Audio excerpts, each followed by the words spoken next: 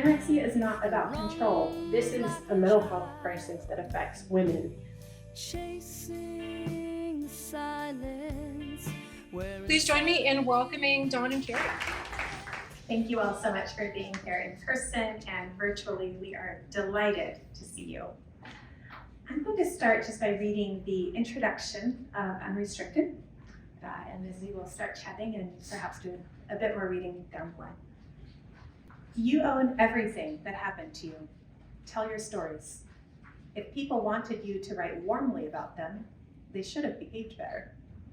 Anne Lamott, Bird by Bird, Some Instructions on Writing and Life. Introduction.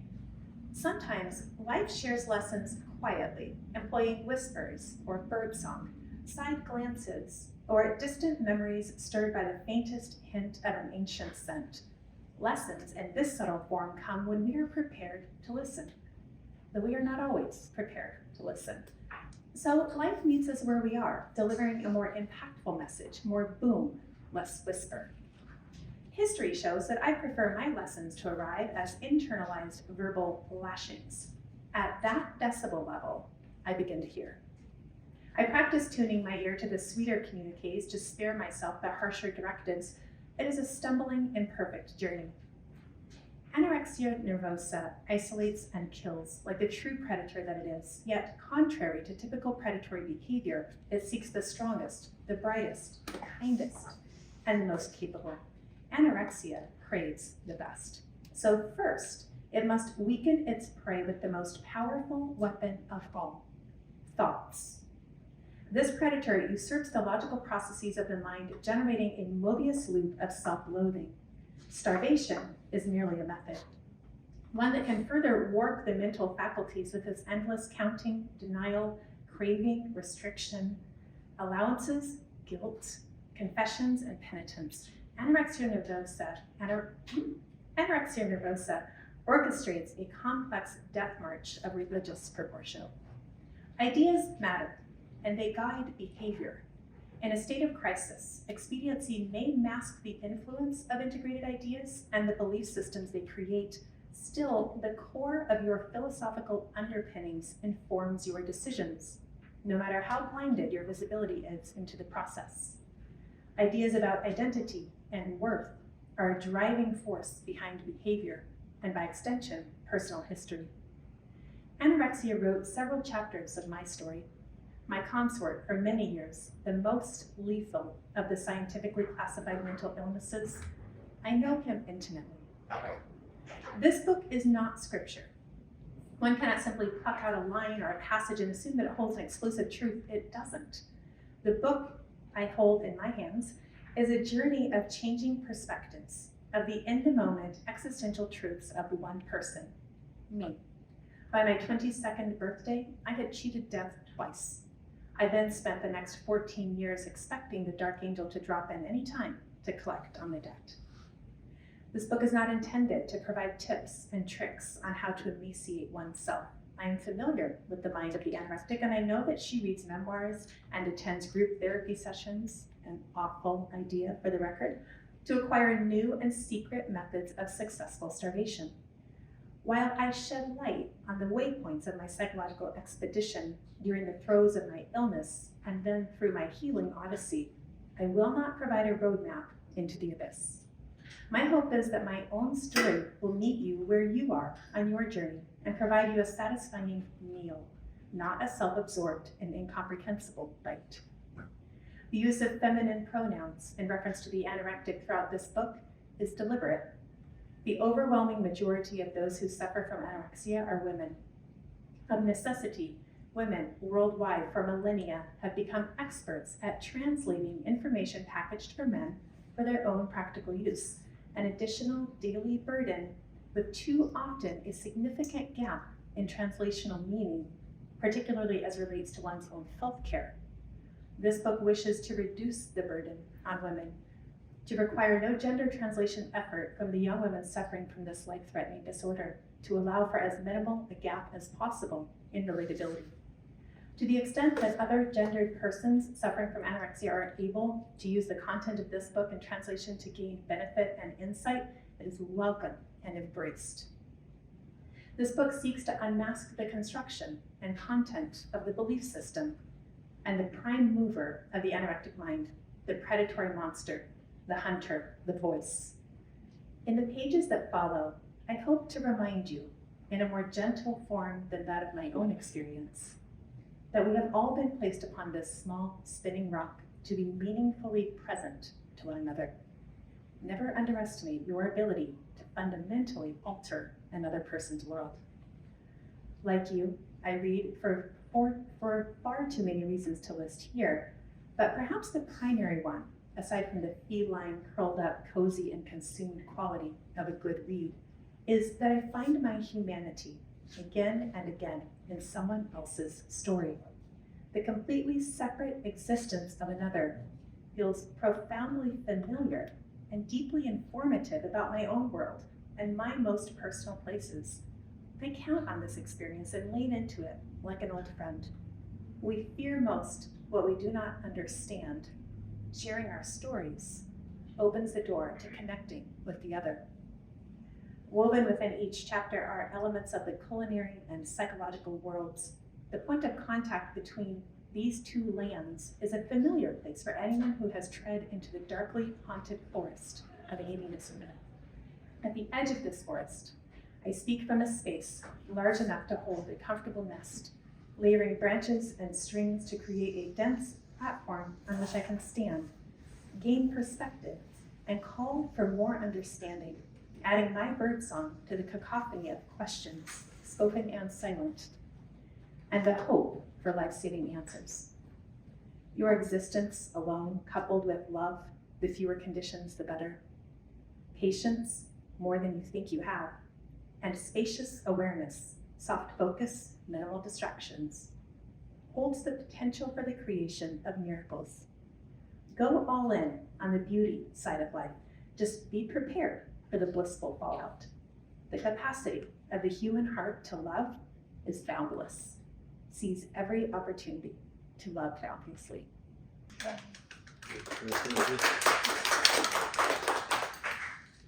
You're worthy of so much applause, my dear. This book is so much more than a memoir. And I want to talk about the theory that you posit at the heart of it.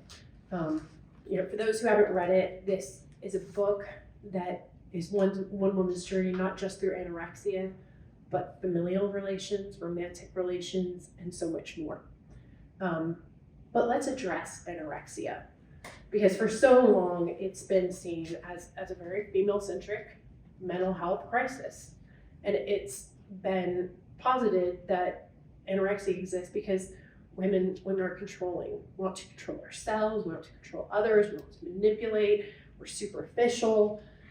So many just highly insulting theories. But you posit in this book that anorexia is about shrinking oneself to fit the space.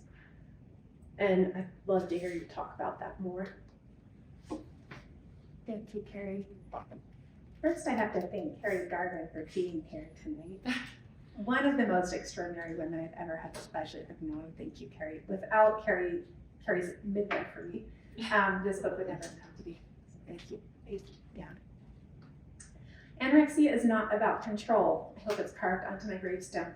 And I appreciate that you just dove right in with the word insulting. What I find in this conversation, as we've taken this conversation across the country and many other places, is that it feels to me like the discussion around what anorexia is or isn't is part of this process of modernizing our view on things, especially as relates to women. And I think that anorexia is up for that modernization, because I'll speak for myself, when I look at the story around anorexia and the anorectic, which is exactly as you described, one of needing to control one's environment at the moment that it is out of control. Never mind that the anorectic girl is probably the woman whose environment is least likely to be out of control. It is insulting.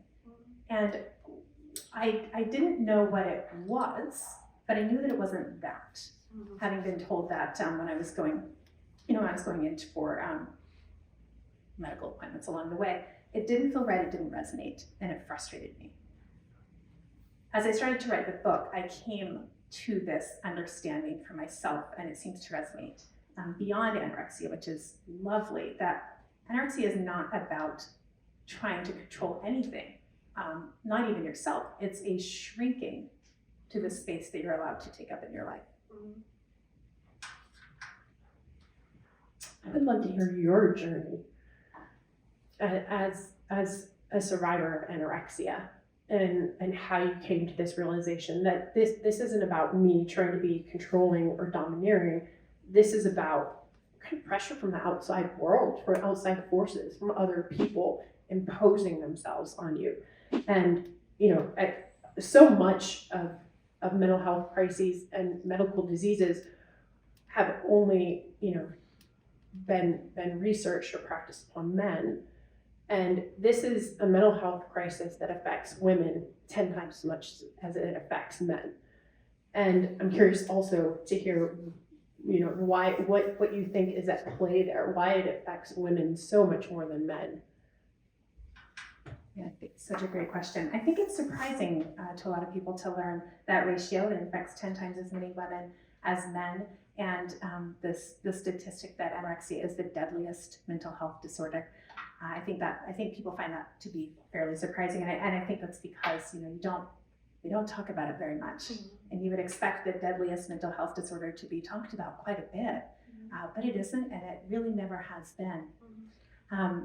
I don't have all the answers, and the first thing I want to say is I'm not a medical professional. I'm speaking entirely from my personal experience, but I think it's more than just genetics, which certainly plays a role, and neurobiology, which also plays a role.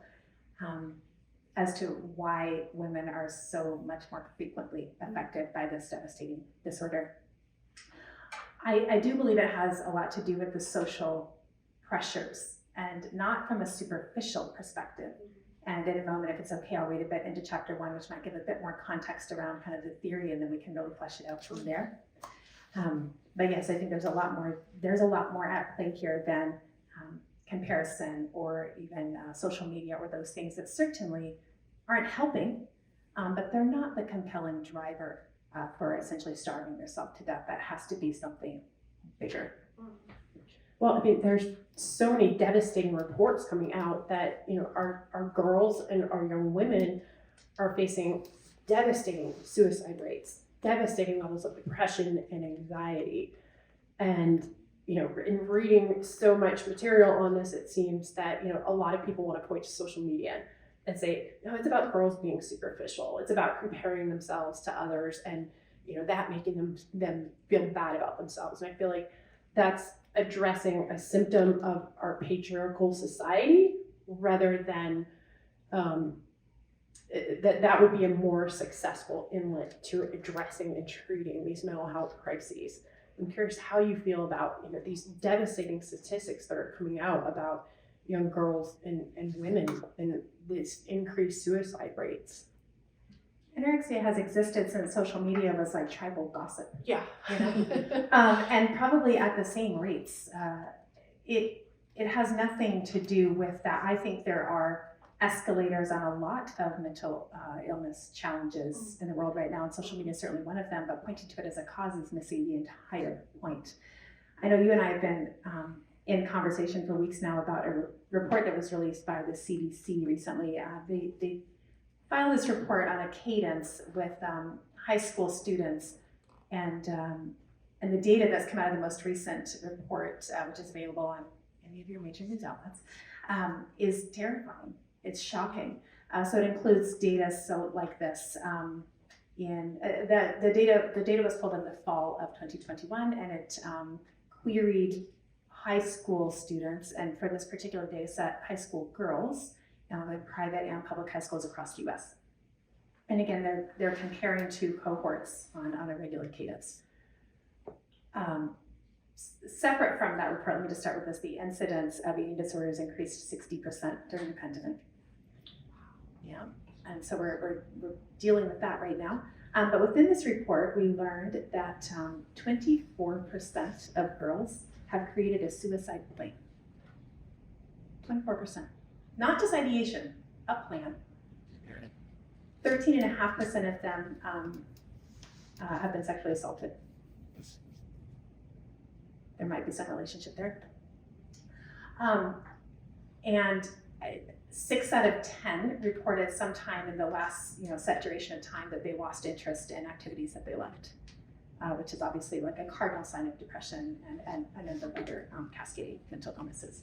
So something is very wrong in the world, and I would argue it is escalating against women and young women. And if I can share a piece of data from a researcher that I deeply admire from your alma mater, Dr. Amy Cuddy. She's a Harvard social psychologist. You probably know her best as the Power Posing TED Talk. She's absolutely brilliant and does incredible work in the space of gender and space, and with these, we discovered as we talked earlier this month, these really natural overlaps in the eating disorders. While she's not studying them directly, there are so many ways in which what's happening socially is affecting the rates of eating disorders. So in this study, she wanted to understand gender stereotypes, which are set at around the age of 5. Most of our stereotypes are set, science has discovered, around the age of 5. So she and her colleagues studied 4-year-olds and 6-year-olds with art posing dolls. So these are genderless wooden dolls that you can form into specific shapes. 16 in kind of wide open space-taking shapes, 16 in shrinking, confining shapes.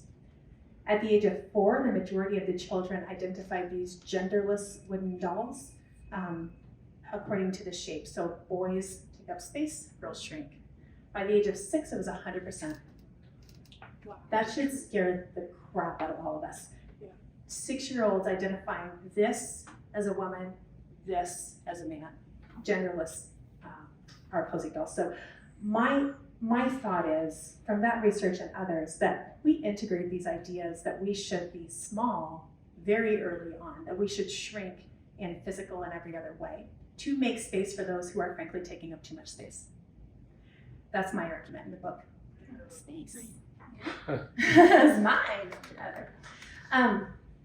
And I argue that right at the point of taking up more space in one's life, intellectually, socially, physically, right at the point of kind of becoming pretty inconvenient. We were all pretty inconvenient in adolescence, I think.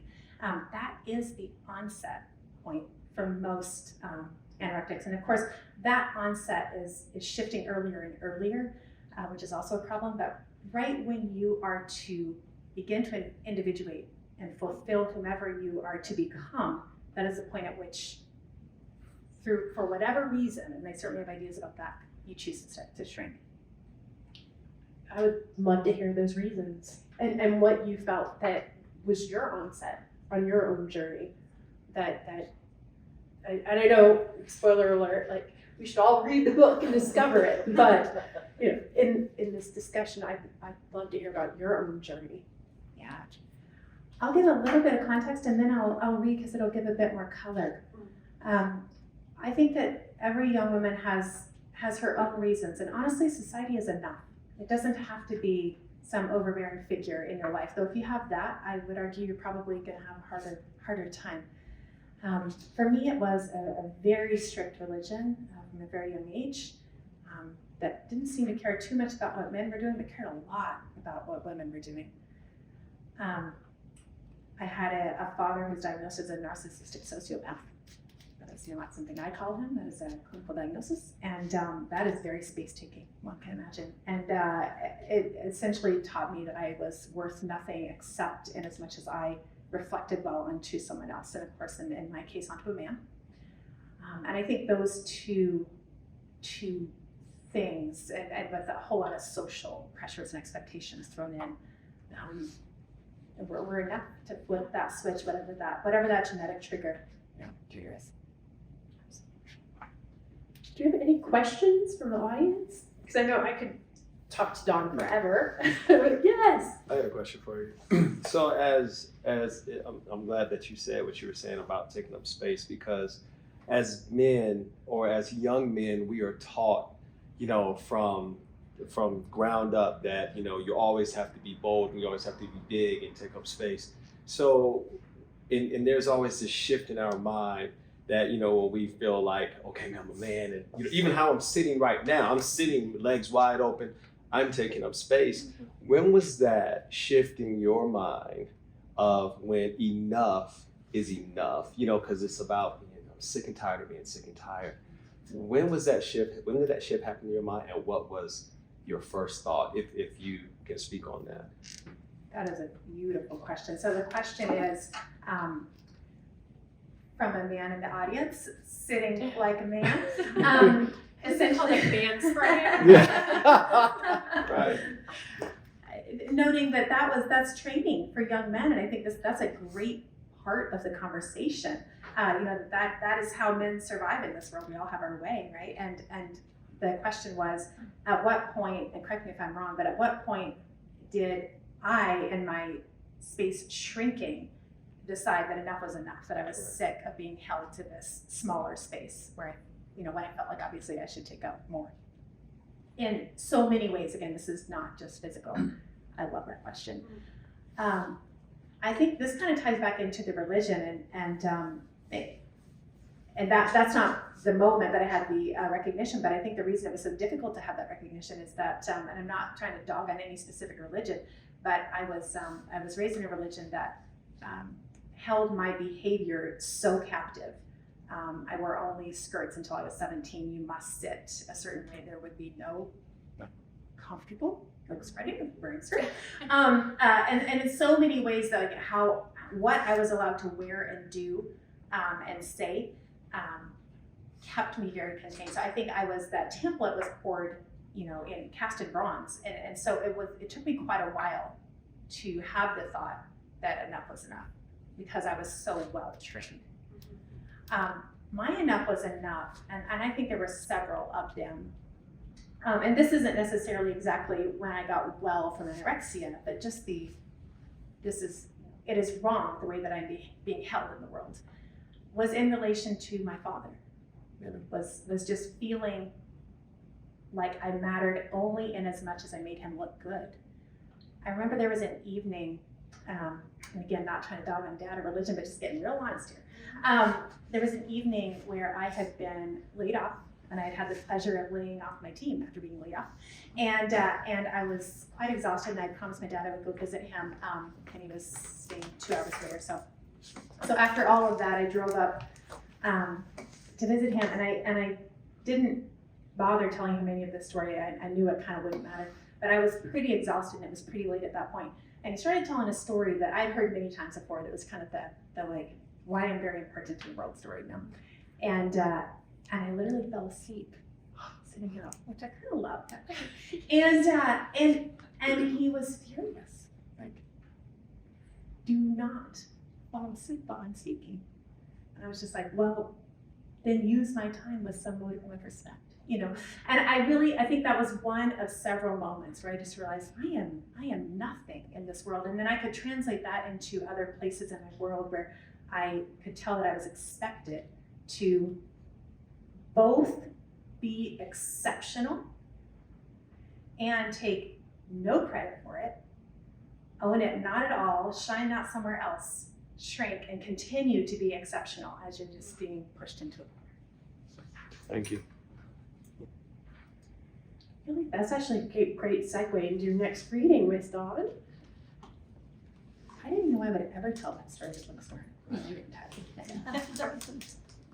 It is such a poignant moment, though, to have him build this space with the story of himself and have no recognition that my daughter is sleeping over here, and just continue to talk.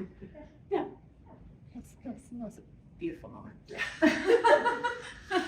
and then to be angry, that's great. So I loved it. One of the really fun processes of this book was to select a beloved quote to lead out each chapter. And of course, the intro was led by Anne Lamott, and each chapter is led by a quote. I collect quotes from far better writers than I. And this is very good with that. The breaking of so great a thing should make a greater crack. William Shakespeare, Antony and Cleopatra. Chapter 1, Salt and Control. On the corner of Sun Valley Road and Main Street sits a bustling bistro. Columns of river rock support exposed brick walls. A bar runs the length of the room, heralding a commitment to regional beer and wine. Bartenders at the ready with a sample or a recommend and a backstory. The best seats in the house are benches built into a wall of windows offering a somewhat occluded view of Mount Baldy, the grand dame of the row of peaks that comprise the Sun Valley ski resort. Its size and presence providing perennial comfort to the valley below in the way that only tall mountains can.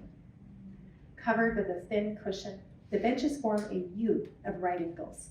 Bohemian-flavored throw pillows allow one to burrow in for a protracted and cozy dinner, each additional course securing the prized real estate for another fraction of an hour. Here, I have shared meals with my family, my spouse, my dearest friends. New and lasting friendships have emerged out of conversations with neighboring tables in this three-sided, window-fronted getaway. It is a protected space. It is a protected and secluded space, one where more often than not, I dine alone, a practice that provides an opportunity to savor and settle, moseying my way through the uniquely sensual experience of a well-orchestrated and executed meal. In these moments, I am nowhere but here, absorbed by the desire to take it all in, to breathe and smell, taste and touch, see and feel the plated art that the chef has deliberately created. I am wide open, all in. It is a lovely exchange of appreciation, which is to say, presence. Sometimes a flash of inspiration prompts me to write a few words in the notebook that I always carry in my handbag. Other times, my bench neighbors will be social, and I will oblige. Most often, I hold these moments for myself, for the sole purpose of filling my tired, scattered, deadline-driven mind with such an overload of delightful sensory input that all else fades. It is a reliably edifying and balancing ritual. On one such evening, as spring succumbed to summer, with the once vividly white snow at the very top of the governing peak mixed with dirt from May rains, I returned to this dining ritual to peel myself up from feeling stampeded, to become again three-dimensional, to nourish my fading sense of self. With an abundance of irons in the proverbial fire, I needed to withdraw from a few overextending decisions, to recover some guarded space in which to move about freely, and to protect a few pockets of time not bookended by urgency and others' needs. I had become absorbed by the everyday. I had become indistinguishable from my usefulness. A single goblet of an Italian farmhouse fed blend lasted all 4 courses: house-made burrata with a wedge of homemade bread, wild yeast leavening Italian wheat, all smothered in the grassiest of olive oils. Mama's salad with globe grapes, kiki arugula, and salty earth pecorino, roasted Brussels with grilled Marcona almonds, sweetened lightly with saba, and the coup de grace affogato, a homemade vanilla bean gelato drenched tableside with hot, strong, freshly brewed espresso. The timeless marriage of complementary opposites. At the moment of the first kiss, espresso to gelato, a thermodynamic timer begins. All will soon melt and blend into a lukewarm coffee cream soup. The divine experience of this dessert lies in the instant of friendliness just beyond the start distinction, the first melding, the curiosity of one substance for another. The dessert derives its name from the Italian word for drown. My senses still delighted, my mind unburdened. I stepped outside into the cool early summer evening, strolling the 3 blocks back to my hotel. The vanilla bean and espresso flavors lingered on the sides of my tongue. Gentle conversations with the neighboring table echoed in my eardrums. Without warning, swooped up from life and dropped unceremoniously onto the battlefield of the mind, I found myself trapped in a psychological flash flood, pressed against invisible walls rising swiftly and jaggedly from the sidewalk like vertical cliffs impossible to climb. A random attack. Memories of simple pleasures experienced only a moment ago were ripped away. The emotional rapids rushed me. There would be no escape. Sobs lashed out of me, uncontrollably submerged by this drowning wave, choking their source with gasps of desperation until a wail crept out of my laterally stretched face, a melodrama of sorrow escaping narrowly as a wounded wild animal from the steel jaws of a hateful trap. The sheer force pummeled shudders through my contracted form. And I spun into a free fall toward the depths of misery of self-hatred and self-destruction. I lumbered down the stairs from the sidewalk to my room, leaning all of myself into the door, its weight suddenly incomprehensible. Inside, I collapsed into a sinewy heap on the hotel bed. The monster was back. My annihilation, his goal. So alarming were the sounds coming from my shrinking self that soon a knock came at the door. The hotel manager arrived. He was a thoughtful young man who routinely double-checked my reservation to make certain that my room was conveniently located for my fur ball of a dog, Coco.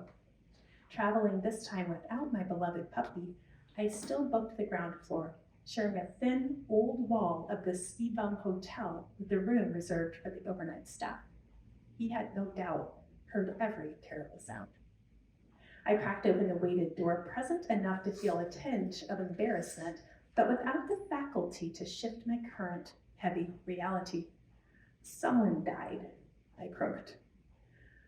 I am so sorry, he said with warm, sad eyes and a sincerely concerned tone that sounded almost relieved. He had no idea what to do next. There was nothing to do. I closed the door and slid without pause down its back until my bones hit the floor. In a way, my lie was terrifyingly accurate. Someone was dying. Me. Again. And I thought I wanted to this time. God damn it. In these consuming moments, preferring solitude to rejection, I shoved away everyone and everything that I love, or at least I tried to. Some have seen this act of sudden rejection before and have given it the credibility it deserves, which is to say none. The monstrous cruel coup of my mind is recognizable in the behaviors that it compels. It can be a thankless, heavy task to love an anorectic. A mighty storm simmers just beneath the glimmering surface. We swim in dangerous waters. The threat of drowning is nearly always imminent. Rescuers, beware, sabotage lives here. I know that this subject matter holds not only the possibility but the likelihood of moments that emit a sort of pungent acidity. The imagery is gruesome at worst, disconcerting at least. After all, it is a story of starvation, nearly to death. I would love for this to be an old story that no longer affects me today, but it is not. I still dance with this devil. The moves are intricate and over time somewhat predictable. It is this predictability that I hope to illuminate and decode. The present reality of a desperate time is rarely well understood until a person has lived it, passed through it, and is on the other side. Looking back, beyond the imminent threat of returning to that place simply by connecting with it through physical and mental memory, the story I share here is now at a safe enough distance for me to turn back to face it, yet still close enough for my perspective to be accurate to the experience. It is recent history. Though memory is a tricky thing, it is fraught with danger and the soft sadness of old hurt soothed by behaviors that encourage amnesia. The cause of the hurt may be long forgotten, still the pain remains. The wonderings of hazy and faded recollections and the absolute uncertainty of truth contrast ironically with the burdensome weight of that sharp ache. What terrible thought does memory keep at bay? What door does it guard? What movement does the heft of it prevent? What connections have been lost to it? Countless, I know this for certain. Creating and maintaining space is the answer. Space and a clear distinction between what is me and what is not, between what I crave and what I must do to name and satisfy the need that has learned to mask itself with propriety and deprivation. Let's get this out of the way. Anorexia is not about control. Anorexia is about shrinking to accommodate the space that you have been allowed to take up in your life, the exact amount of space that you can hold without making anyone else uncomfortable. Healing from anorexia is an act of insubordination, of self-defense.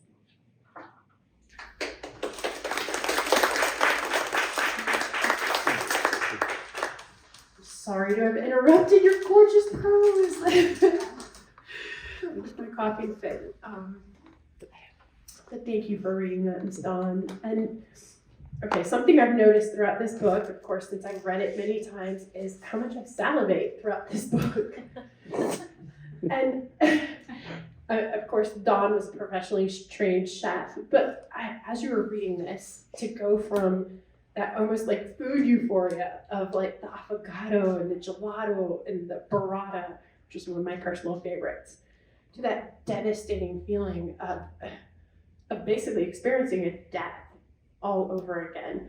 I'm curious, what conscious decision you made to infuse this book with your love of food, given the contrast to, anorexia and the deprivation of food to shrink yourself, and what your mindset was when you injected that into this book. I have a question. I feel like any book I ever write is always going to be infused with food, but this one in particular, because for multiple reasons. One, I was obsessed with food when I was restricting myself from it, and I think that's fairly common. I read cookbooks like they were novels. They were just so intriguing, things that I would make and never eat. But when I set out to write this book, first I didn't set out to write a book, that's a whole other story we can't get into, but when it started to become a book, my charge for myself was really two. I had two, I suppose. One, first, do no harm. And you heard that in the introduction. I will not lamplight the path into the depths. You don't find numbers in here in terms of weight or calories or anything like that. I know that is goal setting for others, and I have no interest in doing any of that. So I purged the book of anything that might look that way, and if ever you find something, please tell me right away, because my intention is to never support that journey.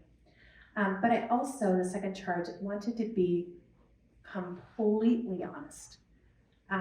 There's a certain amount of vulnerability in this book, obviously, and as we were receiving kind words from people that you put on the cover or inside, deeply personal kept showing up. And I think that was just a call out to the honesty of what I share. And the truth is, food is a huge part of my life. It is one of my great loves, and it was, ironically, even while I was ill. So I was, like I said, I was obsessed with food all along the way. So it only made sense to tell the story in the context of the food stock. I, for one, want to read that novel. That's a food-based novel. If not, please write a cookbook and let me publish it, please. Absolutely. So I would love to hear about your journey, how this started and how it became a book. How you went from maybe I'm just gonna, write and try to uncover something for myself to no, I need to put this out into the world. You were actually part of that journey. You were. So by my early 20s, I felt like anorexia was behind me. Those awful years, they're back there. There's something I'm not have to deal with anymore, and I get to live my life. I looked a little different than I had intended because of those years, but I was okay with that, and I was moving forward. And then I discovered that wasn't exactly true. So I, in my late 20s, had an experience, and a couple others kind of along the way, that I had two bouts with anorexia, two sort of severe acute bouts, and I have never had a third. I don't intend to, but I had familiar thoughts and familiar patterns starting to creep up around certain situations that made me nervous enough that I knew, oh wow, okay, so this is not, I am not bulletproof. And so I write to understand. I feel like I don't really understand something until I do sit down to write about it. My bookshelves of journals. And I sat down to understand how I got myself to that place multiple times to make sure I would never go there again. So that's really the core of the writing, and I think that's what makes it so deeply personal, is that I never edited that out. I felt like I was very much writing it for myself and had no idea if anyone else was ever going to read it. I only changed the tone at a certain point so that, it was more for a reader than for me personally, but the details of the figuring out how I did that to myself, that's all still in there. And I do think that's how it became so personal. So my journey was, in writing the book, discovering why I think I was able to nearly starve myself to death, what compelled that behavior, and because if I can understand it, right, then I can change it. And then at a certain point, I, of course, thought, well, I don't know if my story relates to anyone, but wouldn't it be great if it did? I was sent to a wonderful wife to a writing workshop in Maine, and that whole crew thought I had a book. They thought it needed some work, but they thought I had a book. And so just that encouragement along the way of recognizing that maybe my story, even though I'm not claiming it as being prescriptive in any way, maybe my story could help someone else. Yep. I know you're not a doctor or a clinician or even a scholar in neurobiology or mental health crises, but your book has been blurbed by Dr. Thomas Insel, who's the former director of the National Institute of Mental Health. It's a pretty big deal, Dawn. So, taking that into mind, I'm curious how your treatment went when you were being treated for anorexia and how you wish it had gone. If you could go back and tell these clinicians, this is how you treat, this is how you approach anorexia, what would that look like? It went badly initially. But I also, I would love to use this opportunity to thank everyone on the stumbling imperfect journey that I call out in my introduction, who are trying. Unfortunately, the rates have not decreased. Our mortality rates have not decreased. Incident rates have not decreased. We still hold that perch of the deadliest disorder. It's not one, it's not where you want to live. There is no pharmaceutical treatment that has separated from placebo enough to be interesting, and only one therapy has proven to alter outcomes, and that's family-based therapy. And I have thoughts about why that is as well. But we just don't really know what we're doing in this space, and that is not to insult anyone. That's just to recognize the raw truth. So I appreciate those who did their absolute darndest, but I found the control claim just made it impossible for me to hear anything else. Because I knew that wasn't true. I knew it was literally the opposite. I felt so controlled. So to feel so controlled and then to be told that I was being it was too much cognitive dissonance for me. And when I was participating in therapy, I was party to group therapy, and I called that out in the intro as well. Just a terrible idea. All we did was teach each other how to get sicker faster, So my experience wasn't positive. However, I have total respect for those who are doing what they know to do, and I really just call out the industry from a respectful perspective, as do Dr. Insel and Dr. Doraiswamy and many others, that we can and we have to do better. In terms of what I think we could do differently, obviously, I'll just say two things. And the obvious part for me is that I was a philosophy undergraduate. So lots of logic, lots of work in logic. And we spent a lot of time studying the importance of an axiom. Because that axiom, that core belief, that a priori item that you all agree to, that determines where you can go from there. And I think that our axiom with anorexia is wrong. And I really expected to receive a lot more pushback on that. I'm sure it's coming. But when it comes, I'm just going to kind of say, well, show me the proof. Like, where have we gotten with that, right? So not that it's something to throw a fit about. It's more just a recognition that doesn't seem to be working. So if your axiom isn't getting you where you need to go, it's probably time to go back to revisit the axiom. So obviously the logic does not follow that anorexia is about control or anything superficial. And I imagine being told that, having that thrown at you, that this is the root cause of your mental health crisis, just compounds it and makes it so much worse. And for girls and young women who are going through anorexia treatment right now, I'm curious what you would say to them. Have you been through this yourself?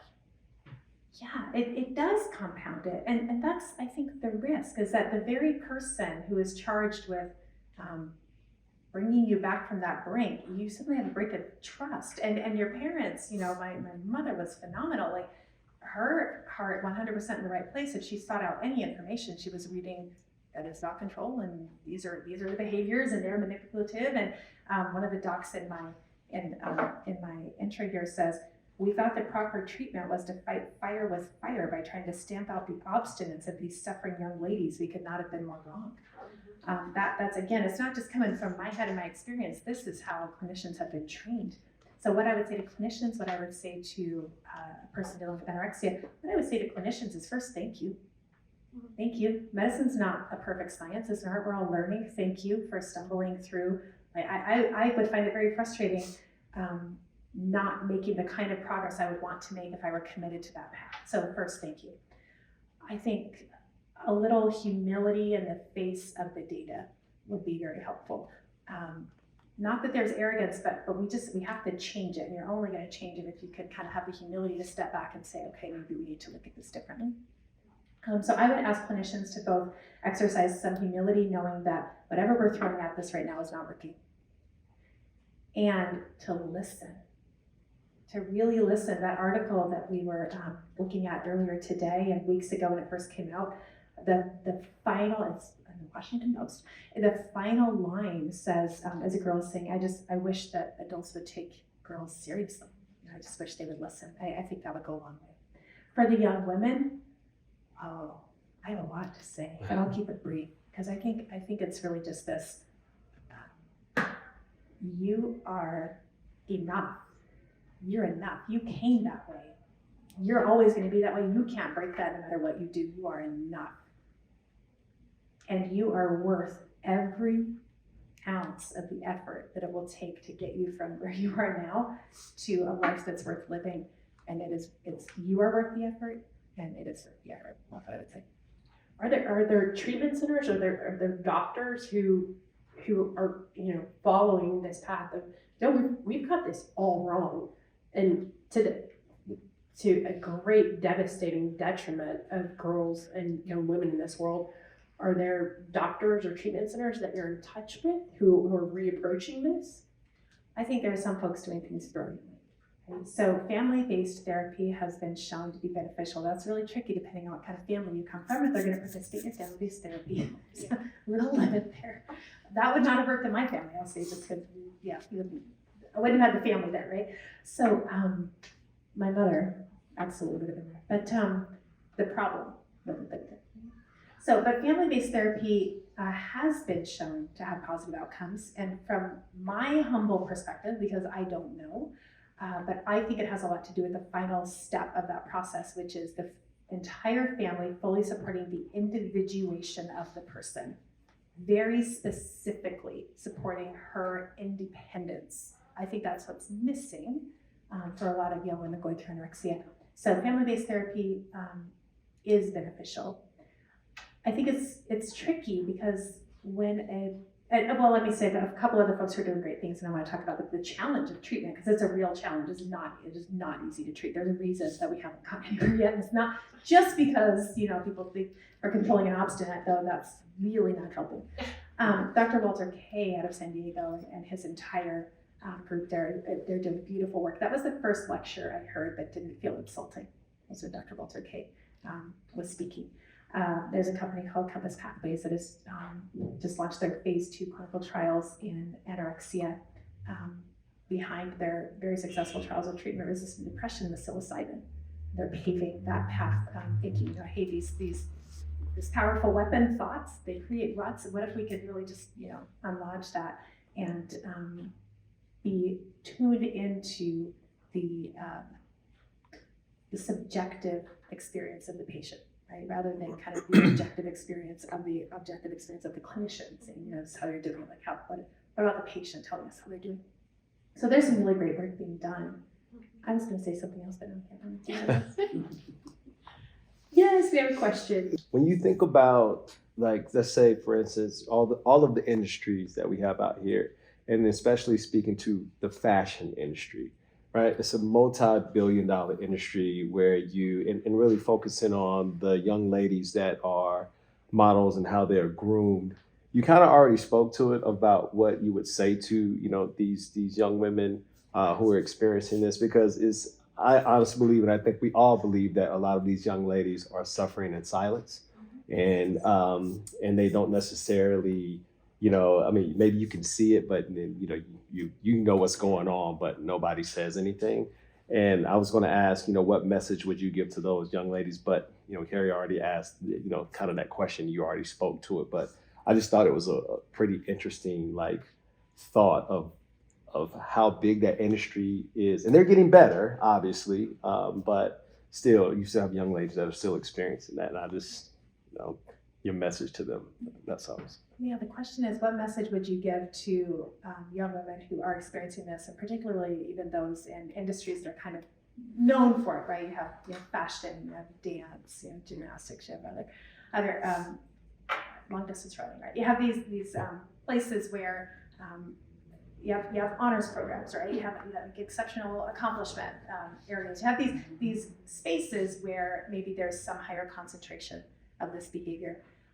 Society rewards it in so many ways. That's part of the challenge. But I think for me, the deeper issue is that I wasn't anorexic because I was an honor student, or I did any modeling, or I was a long distance runner, or any of these kinds of things. They just, I fit nicely into those categories because I was ill. It was kind of a reverse of the chicken egg. So I wouldn't necessarily blame any of those industries for causing it. And I know I'm going a little bit afield from your question, and I'll get to that, but I think that that validation, that reinforcement probably doesn't help, but it's not the reason that the illness is happening in the first place. And I think, what to say to those young women is that your value has nothing to do with this. Nothing. That flies in the face of everything we are told and see every day.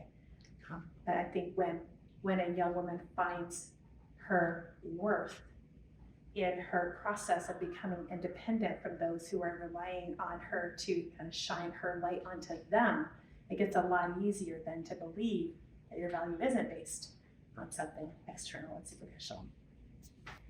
Can I just say, as a recovering model, that was my first career confession, which is not necessarily something I'm proud of. I feel like it's something that I definitely wrestle with because, I succumbed to anorexia because of professional pressure. And, not to go into numbers, but I was drastically thinner than I am now.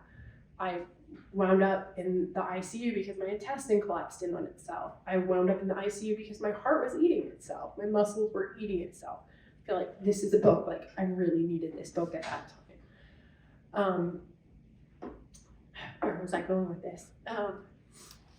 But I'm curious, for you, Dawn, what are some messages that you've heard from girls and young women and women throughout your book tour? Because I know for me, I'm biased. I'm an editor, I'm a publisher of this book, and I absolutely love and adore Dawn as a woman, as a friend. Aside from my bias, when this manuscript came to me from Dr. Elizabeth Makeda, I thought this was a book I needed. I needed this desperately in my teenage years and in my 20s. And it didn't exist. And this message didn't exist that, hey, it's not about you being superficial. It's not about you being controlling or manipulative or an overachiever. It's about shrinking to fit space. It's about shrinking to fit other people's expectations of you, whether it's, you as a model or you just as a woman in this world. We shrink ourselves when we're in boardrooms, when we're in meetings, we change our voices. And this book was something that it would have made a drastic difference in my life. It took nearly dying for me to put an end to food deprivation and anorexia, which it's still very hard for me to this day to identify as a recovering anorexic. But I'm curious, what messages that you've heard from women and girls beyond mine that have left an impact on you and let you know, this book is so poignant and so needed in this world more than ever, especially with the data that's coming out about the increase in suicide plans that teenage girls are putting together. Thank you for sharing the story. Oh, You for sharing yours. I'm so glad you're here. Yeah. There has to be a reason to live. I think that's what it really comes down to. All of that data is that there's just not a good enough reason to live. Like, we have to do better as a society, giving young women, like, we don't have to give anything. Just stop depriving. Just stop depriving, right? I quote her in the book, and I both love and adore her. Laura Sonnenbright says, power is not given, it's taken. It's very taking of power that is empowerment itself. So I think that part of the healing of anorexia, and what I'm hearing from young women and especially their mothers and their parents as we kind of travel with this message, is that it brings hope to a fairly hopeless conversation. Because if you are shrunk to your smallest form, and you are told that any behavior activity toward individuation, however pathological it is manipulative and controlling, you are encouraged to further shrink. That is a hopeless state of being. And I think finding something you care about enough to fight back against that narrative, to take the power, to begin to move into the space, which you can, I'm sure, attest is painful and challenging and harder than doing the opposite for quite some time. I think what I'm hearing from young women is that the message of there must be a reason to push back on this narrative, to begin to take up space. You have to care about something enough to say, I'm gonna choose a random name. I'm gonna choose my brother because I adore him, and so that's safe. So it's not accurate. When you're in a boardroom and you use the classic, right? You say the thing, and then Peter repeats the thing, and everyone's like, "Oh, Peter, what a great idea!" You have to do the thing that I do now and say, "Peter, thank you so much for saying that in a way that people can hear now." What I was trying to say is, right? You have to care enough about something to be able to fight back against that. And I think that the tragedy that we're seeing in the data, and the tragedy that we're seeing in anorexia, is this. There is a disempowering that has happened to these young women. Society continues to do this in legislatures around the country, at least, if not further. And I think that young women finding a reason to live, and unfortunately they're in a position where they'll have to fight for that. I really do think that's the path back, and that's what I'm hearing from girls as well. Well, given this recent uptick since the pandemic, the increase in anorexia, the increase in mental health crises in girls, young women in general, I'm curious, the Me Too movement that came about in 2018, and we felt like, that broadened the platform for women's stories and women's voices. Yet, the statistics are showing that if anything, mental health crises and eating disorders are on the rise for women. I'm curious what you think what's going on politically and the repealing of women's rights. Do you believe that's at play, or what do you think are some of the contributing factors to this increase? From my own perspective, I think isolation was a huge player, huge. Anorexia specifically, and I know most eating disorders, if not all, encourage you to isolate and withdraw. So enforced isolation, though, is the right thing to do socially, was very challenging to the anorectic brain, for sure. So isolation alone is part of it, regardless of anything else going on in the world. But I think anorexia is the internalization that you are worthless, or that your worth is determined by others, and we are getting that message politically constantly. So I think it's a bit of a push and pull, and we just have to push harder because that headway has been made, and know that anorexic women are not the only people who feel this way, right? As you secure some rights, like those who are like, hey, that was mine, like, no, that space was never yours. I will claim that space, I will own that space, you will not take that space.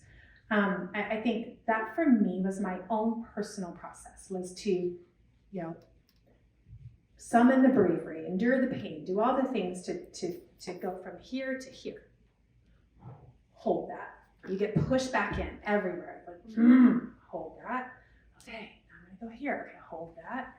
Because I think what's interesting is and maybe I'm wrong. I hope one day I'm wrong. I hope there's a society in which this is wrong. But to take up more space, what I talk about in my book very transparently, is you must be pushing back against something that has taken your space. It doesn't want to surrender it. doesn't think it should have to. So it is a bit of that push and pull. So I do think with the Me Too movement and other feminist and across the board social justice movements, there's this like, hey, no, that never made sense in the first place, right? You never deserved that. And there's this pushback that, oh no, we will have that. And I think, unfortunately, our society is set up such that, this time is right. Yeah. Well, I'm curious. I know you're a dog mom and a chicken mom, and not necessarily a human mom, but it still counts. It's still lovely. But I'm curious what advice you would give to parents and to siblings even who have an anorexic in their life. What can they do to help beyond going to family-based therapy, which sounds like that's the most beneficial, but what can they say, what can they do to help an anorexic on her journey? Thank you for asking that question, because it brings it back to a question I didn't completely answer. I'm so sorry, I got off track. It's really challenging. It's really challenging. So one thing I just surrender completely in my book is like, I was impossible. I was just completely, but there was no right thing to say. Every word that entered my brain went through this filter that turned it into something awful, and there was nothing anyone could do about that. It's very difficult. So first I want to honor the effort and not pretend like, you're doing it all wrong, you need to do it this way. I am the last person to pretend that there is anything easy about any of this. I felt unlovable. I know I wasn't, but man, I was not easy. So I want to start there, recognizing that ground, right? But there's a reason for it. And I think the other challenge is that it's counterintuitive. What I think helps is counterintuitive. You feel like what you need to do is like, come in, right? Hover and fix and hold. And in medical emergencies, obviously that needs to happen. And we both had those where, a proper refeeding process is critical, or you will suffer the devastation of losing your loved one when they start to eat again because they didn't have the perfect bag of sodium and potassium and all the things that are going to fire the heart in the right way. It's terrifying when you're refeeding. So let's be very clear, like medical emergencies are medical emergencies, and that needs to be treated by medical staff, and they can be as overbearing as they need to, and that's a real thing. From a family relational perspective, it's the hardest thing in the world to back up. Give her space. Get really curious about what she wants. By the way, she has no clue what she wants. It's never mattered. It's never mattered. So when you ask her what she wants and she doesn't know, don't get impatient. She's never, ever really considered the question, right? Ask her and refuse to say what you want. Like, don't get in the way. Where would you like to go to dinner? That's probably not the right one. What activity would you like to do? That's how my wife practices with me now. She's like, where would you like to go to dinner? I'm like, oh, you're gonna make me make a decision, aren't you? I hate this. But something specifically non-food related. And then don't overstep. Let her start to learn how to take up that space. And that's just one simple example, but she has no idea what she wants. I'll speak for myself. I had no idea what I wanted. It never mattered. I wasn't even clear about what I needed. That was the first step. What do you need, my dear? What do you need? Okay, way beyond that, what do you want? Does it say in my book, if you go to what you want first, what she's going to say is what she knows you want. Yeah, that's safe. So what do you need, right? And then after she's filled that space, what do you want? I promise I'll ask you more questions after this. Please do. I promise. So, given your relationship with food and your your past profession as a French chef, correct? Right. I always like to ask a question. I'll leave it on a high, but if you could just tell me what would be like your most favorite meal to sit down to now, if you could just tell us. I'm curious to know. Wow, we have a question. What would be Dawn's favorite meal to sit down to now? Love that question.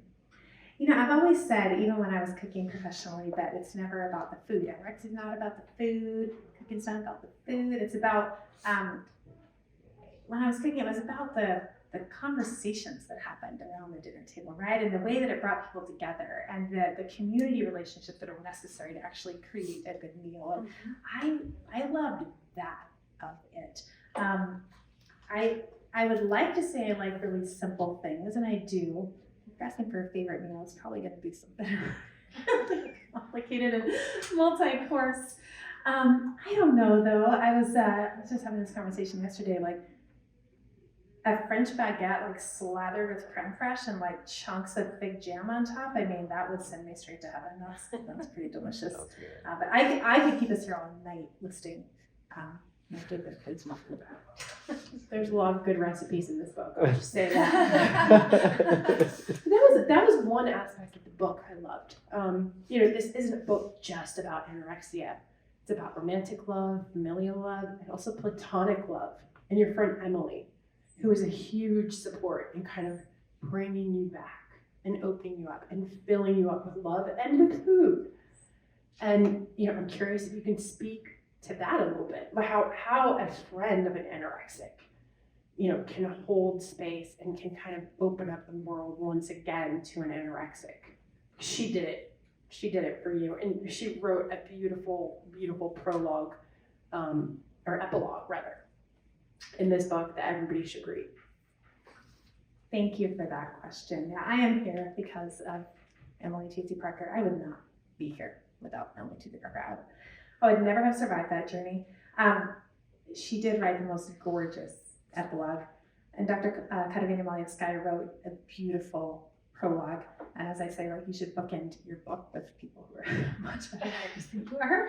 So where the reader starts with and where they finish is exceptional. Emily brought me joy. She brought me joy, and that really brings us back to, the fight, what you need. It's hard. We talked a lot about that. But if we back that all the way up, and I had to do all that to get to stable ground where I do not feel like I can be rocked in the way that I have been rocked historically. That was all true. But to find the strength to take that first step, I had to care about something, and that's usually not done in either duress or need for power, any of that nonsense. It's joy. So Emily was my joy. She was absolutely hilarious and willing to be so when it seemed really scary. She introduced me to a lot of really great music. We were the best of friends in high school, and she just walked me out, even though she felt like she didn't know what she was doing. She was doing exactly the right thing by just not confronting me constantly with the obvious. Don't confront them with the obvious, Give them a reason to not be doing that anymore, right? Give them, don't focus on what you already know is terrible. They trust me, they're hearing it all the time up here. The voice is relentless. But Emily just gave me space and love through joy and laughter, and let me show up to that as I could. And that was a whole lot better than what was going on in my head. It was a beautiful journey that you took us on with your platonic love, with your relationship with Emily. And there is so much more in here. And I'm curious, Dawn, have you experienced a backlash from people in your life, or that you've written about? And you didn't really roast anybody in this. I feel like it's just raw and truthful and honest. But have you experienced any kind of backlash from those that you wrote about, or from clinicians about this theory that you're positing around anorexia? I keep thinking it's coming, and I'm sure it will. No, I probably jinxed you. Yeah, no, and it will, of course. Like not everyone agrees with everything, of course. And when you're going against the party line, someone's going to say, to your point, it does help to have some pretty amazing folks saying, this makes sense. But so the short answer is no. But I do not have enough hubris to assume that the answer will remain no. From clinicians, so far incredible support. Someone else who spoke to the book and spoke to modernizing the perception and treatment of anorexia, which is exactly what we're talking about here. Dr. Dori Swami was also the former co-chair of the World Economic Forum's Global Future Council on Mental Health. That's a mouthful, but he also probably knows what he's talking about. So I think it's helpful to have some of that support, recognizing, I am not prescriptive. I did not have the answer. If you came to me and said, how can we reduce the mortality rate of anorexia? I would love to believe that some of these things would help. Can I prove that? Of course not. I just know that what we're doing now isn't isn't getting us there, and this is what got me there. That's all that I know for sure. What's your question? If you've experienced any backlash, which you haven't. No, not yet. But in terms of the people in my book, that was, everyone in here is still alive. So my rule was, if you're in the book, you get to read it before it comes out. So there are no surprises. The only person who didn't get to read it is my father, and it's just because I don't trust him. So we'll see how that goes. But everything is completely honest. It's true, and there was a request for 2 changes in the book that I received from everyone who read it. Both came from my mother. One, and now I'm forgetting, but one or the other. When you read the book, you can correct me. She said, I drove it too easy. Yes, Mama. And the other was, I was a sharpshooter, not a marksman. Yes, Mama. She also said you were very kind to your father, which I appreciate, because it certainly wasn't. This story is not meant to grill anyone. The story is meant for me to tell my story, and then as much as my story butted up against others' stories, I told only as much as was critical to my story. I was very conscientious about that. I guess one question I would have, it just seems that the whole idea that almost the theory, let's just say, of what causes this would control being kind of the party line. I've always heard my whole life that that's what it is. How could there be a quick communication out over and above being able to read the book that might help to get to those who need the message faster, whether it be people who are treating others with the disorder or people who are experiencing it? Is there other vehicles and media opportunities to kind of get this word out, to kind of debunk the urban myths and legends that go along with this disease? What a beautiful question. How do we debunk the best, right? And how do we do it quickly? Because maybe it'll help. Mitchell, how do we do that? It's a great question, though. I was really pleased at the reception that this received at the R&D neuroscience level, because that's where it needs to. Yeah. That's what will change it, right? So I was very keen to go top down on this. I am nonprofit at heart. I am a community builder. My master's is in public policy and administration. I love the people. But if you want to change it, you're talking policy top down, right? From my perspective. So I don't have that answer, but that is where I started the conversation. And as I say, I like to think of myself as, a stitch in the quilt. I am one person standing there throwing my bird song out into the forest, and I know there are others doing the same. And hopefully that will turn the tide. But of course, more voices are always welcome in whatever way we can just share, hey, this perception doesn't seem to be working. Let's try this other one that we know has worked for so. And I guess just a follow-up to that, it sounds like there are others that have basically experienced it and have come to the same or similar conclusion. Is there a stitching of that quilt that is bringing people together to get the word out? There has to be, because I am not delusional or arrogant enough to think that this is some original idea, right?